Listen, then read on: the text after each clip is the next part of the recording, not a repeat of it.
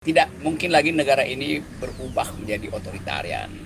Walaupun kenekatan-kenekatan istana masih ingin mengendalikan opini publik, nipu melalui tadi survei, itu kan juga buruk buat demokrasi. Jadi sukses kita adalah mempertahankan oposisi supaya demokrasi bisa berlanjut. Saya bayangkan ya, Anda pasti tidak tertarik untuk menjadi bagian dari kekuasaan di rezim apapun. Sepertinya begitu.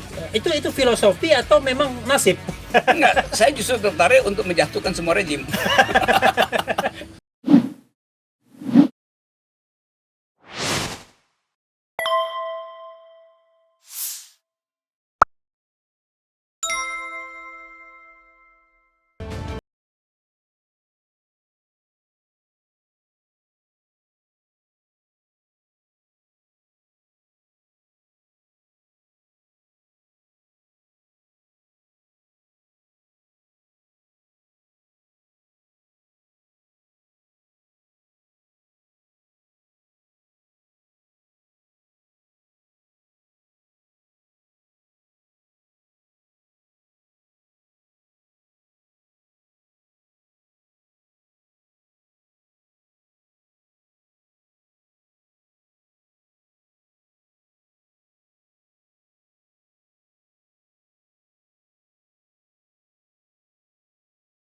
Jadi Bang Rocky, Lanjut. saya ingin menanyakan sesuatu yang serius ya di Republik ini. Gini, kan Bung Rocky kan orang yang katakanlah berjuang untuk demokratisasi, ini kan katakanlah prodem ya, pro demokrasi, bukan prodemnya Iwan Sumule, tapi ini temanya pro demokrasi. Pro demokrasi.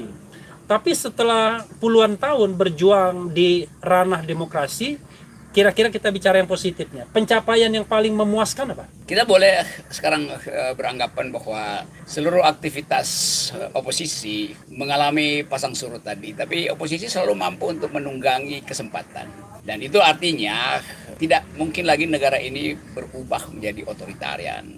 Walaupun kenekatan-kenekatan istana masih ingin mengendalikan opini publik, nipu melalui tadi survei, itu kan juga buruk buat demokrasi. Jadi sukses kita adalah mempertahankan oposisi supaya demokrasi bisa berlanjut. Oke, tapi itu seperti sudah hukum alam ya. Setiap penguasa tidak menginginkan demokrasi.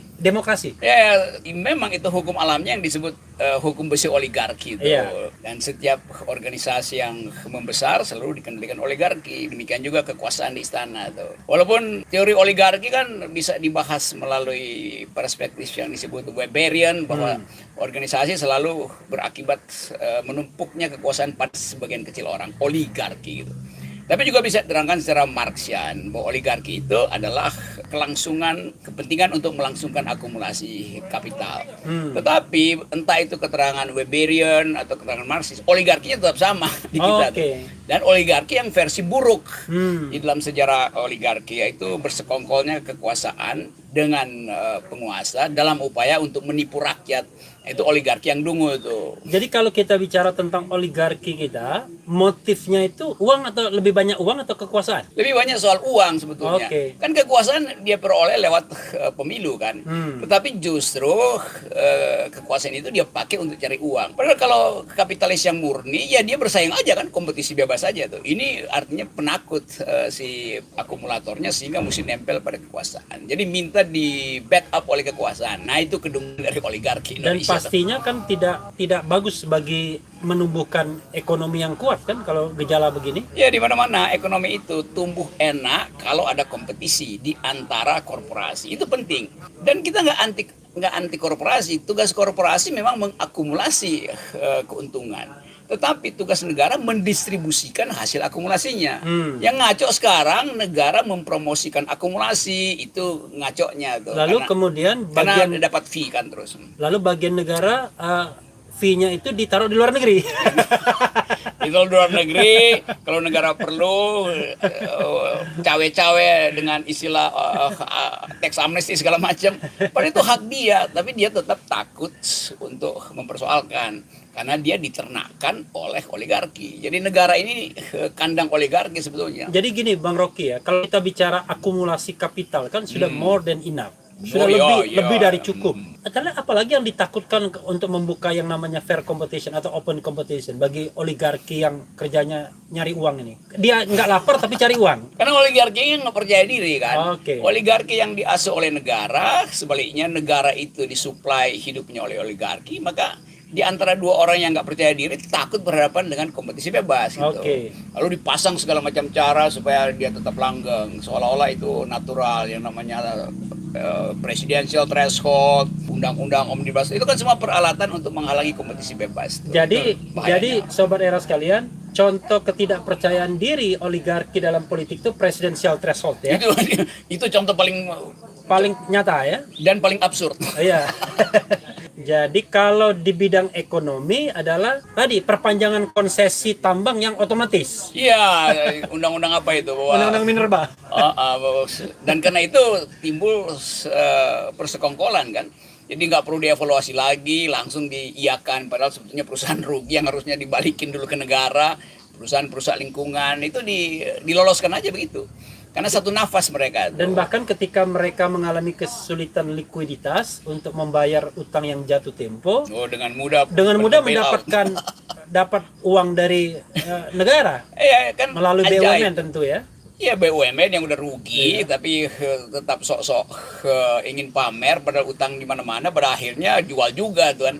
Jadi itu kerjaan dari Menteri BUMN tuh, jadi calo juga sebetulnya, nggak ada. Kan bisnisnya nggak ada tuh. BUMN belum sempat untung udah dijual itu. Jadi apa fungsinya tuh dari segi keuntungan publik? Salah keuntungan satunya jalan tol belum sempat untung dijual. Ya itu ya, ada berapa tuh ruas jalan tol yang mau dilelang.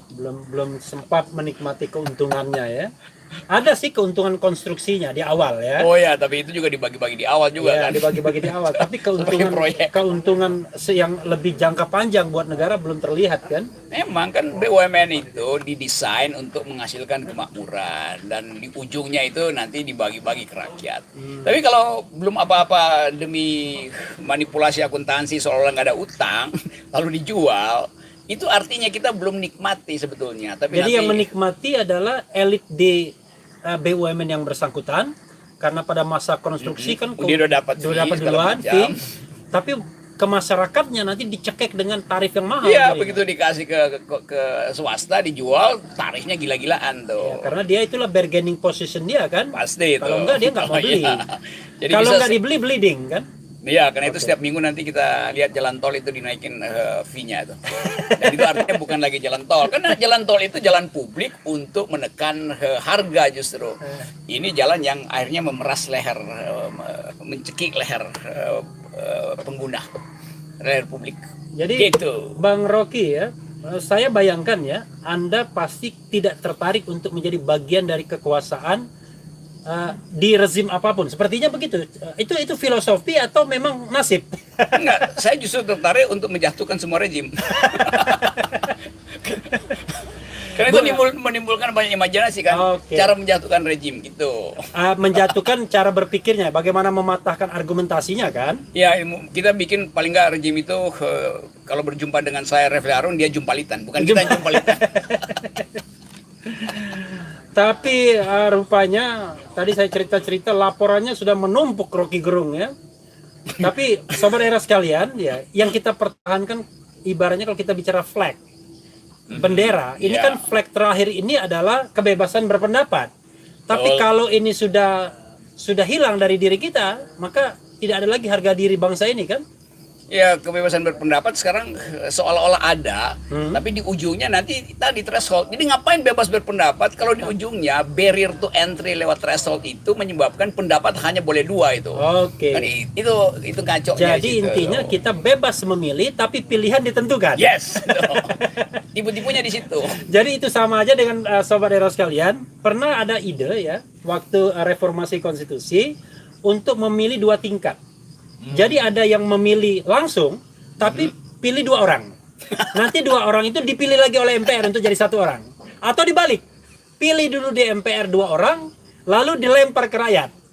Ini akal-akalan gaya. Tapi kalau itu terjadi, barangkali satu-satunya negara di dunia kan, yang Ya. aneh. Sama seperti kita masuk restoran, tulisannya bisa pesan semua makanan. Oke. Tapi di atas meja menunya udah tersedia, tuh, dan Tersedia. nggak boleh lagi kita pilih yang lain kan. Itu menu COVID. Nah, itu menu PCR. Menu PCR.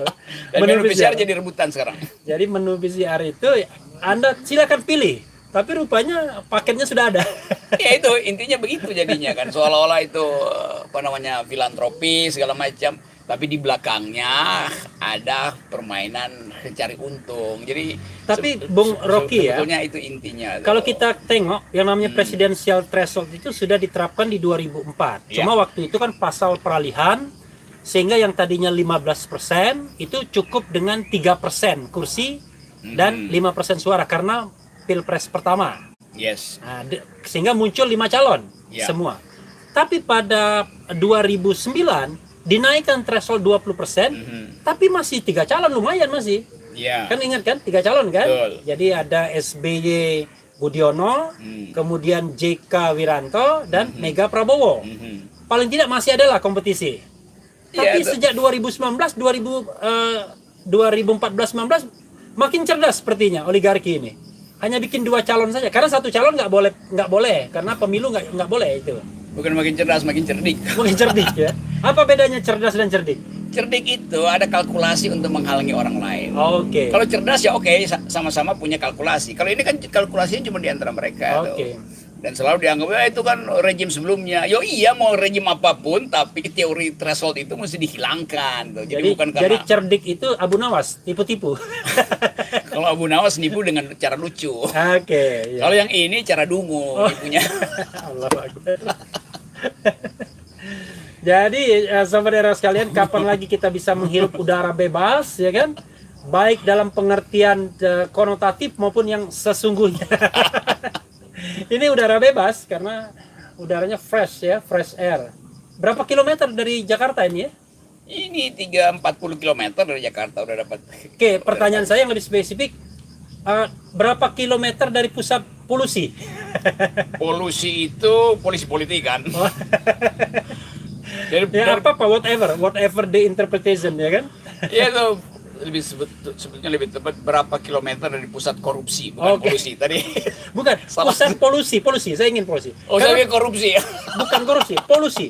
Kan polusi itu bisa macam-macam, polusi lingkungan, polusi kekuasaan, polusi keuangan dan lain sebagainya. Polusi kecerdasan justru. Ah, Karena kita itu. menjauh dari pusat polusi kecerdasan. Oke. Karena pusat polusi kecerdasan itu ada di depan Monas. Depan Monas itu tempat orang jual bakso. Oh, enggak, itu kolam cebong itu. Allahu Akbar. Jadi saudara sekalian ya, saya dalam banyak hal itu kalau bikin konten sengaja yang memaki pun saya bacakan, Iya. ya kan? Yang memaki saya bacakan, yang memuji saya bacakan. Jadi biar balance. Nah, yang tidak fairnya adalah ketika yang datang ke kita bukan lagi makian, tapi kekuasaan. Nah itu jangan dong itu.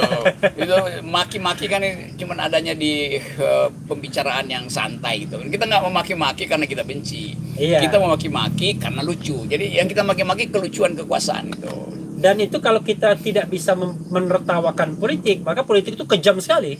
Ya itu, jadi semakin kita tertawakan, semakin mampu publik melihat bahwa ada kelucuan di istana, ada banyak badut. Dan sering saya terangkan bahwa cara paling cerdas untuk menghargai badut adalah dengan menertawakannya. Mentertawakan. Asal jangan sampai kemudian kita lebih lucu daripada mereka. Nggak mungkin, karena Nggak mungkin. mereka monopoli itu. Oh, monopoli. Karena kelucuan dan kedunguan di rejim ini itu paralel.